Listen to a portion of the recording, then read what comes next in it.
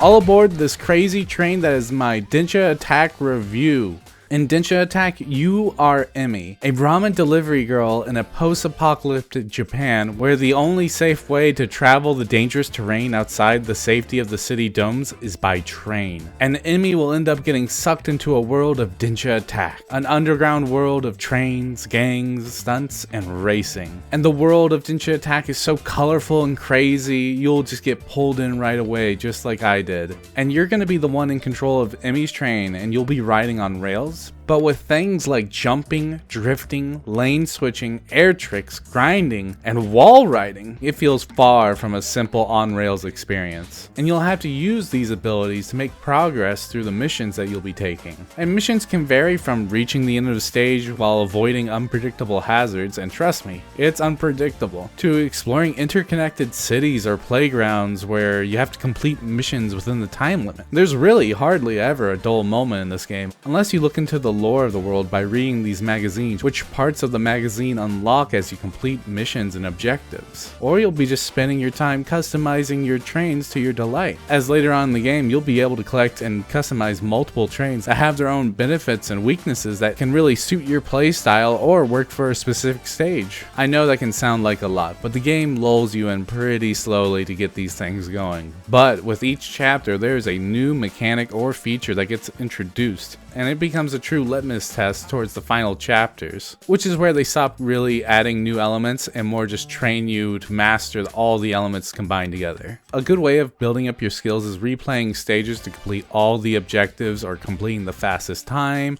or getting the highest trick score. And if you're able to get all of those completed, you'll get a nice gold medal to prove your skills on the track. Now normally I'm not a high score guy, but the medal system here, along with just the way you can get around and the ebb and flow that you can get into while going on the track, it's just asking for one more run to get a better score. Now the real test of skill and the highlights in the game are the bosses. And the bosses all have their own train and gimmicks that make the characters really stand out, along with the stages. From multi-train combined mechas to a walking castle that you have to destroy from within. You can really see the developers were putting their A game on all fronts with these bosses. I feel like the bosses covered so many unique aspects and unique ideas by throwing in elements from other games that you wouldn't expect into the game itself. Maybe you might see one that you recognize. I won't spoil any, but they're pretty cool. These crazy events just seemingly kept ramping up more and more, but I did notice towards the late game, I would say around 70% of completion, that the craziness of the scenarios and the boss fights were a little less intense. Now, they were still super enjoyable and interesting, but they didn't live up to that earlier exhilaration.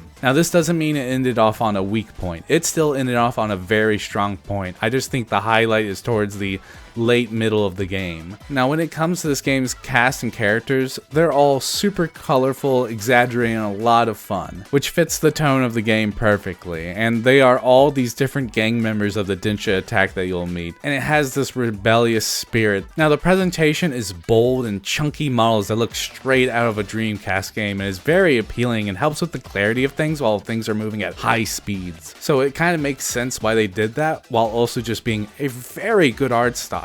This game's style just bleeds the idea of freedom and optimism within all these choices that they made with the world and the environment and the colors. You really feel in a good mood when you're playing it, especially since this game runs pretty rock solid on Switch too. It was like a smooth 60 frames per second majority of the time, with maybe some dips that were barely noticeable by me. I'm no frame rate snob, but it felt pretty dang smooth. And to match the kind of free spirit of the game's style, the music here has a lovely electric beat during gameplays that gets you energized.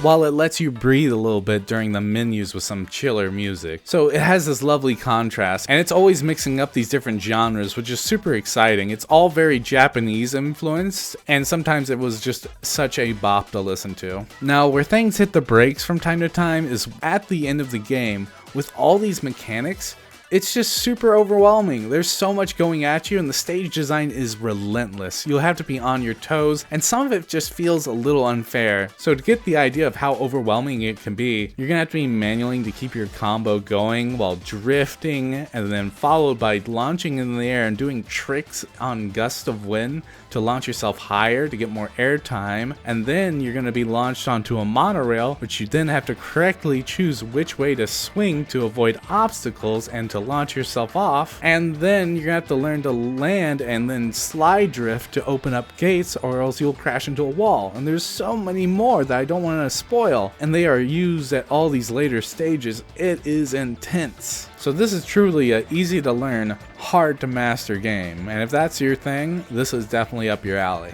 And another small nitpick is that there was no jukebox for me to enjoy the music at my own leisure. I really hope they add that into the game, as that just seems like a nice feature to have, as the music's really good in this game. I do want to listen to it.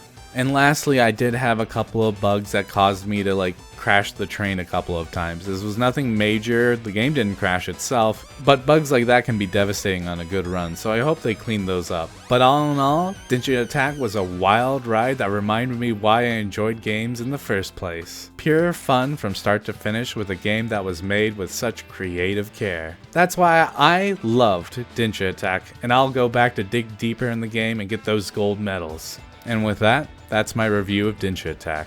See ya!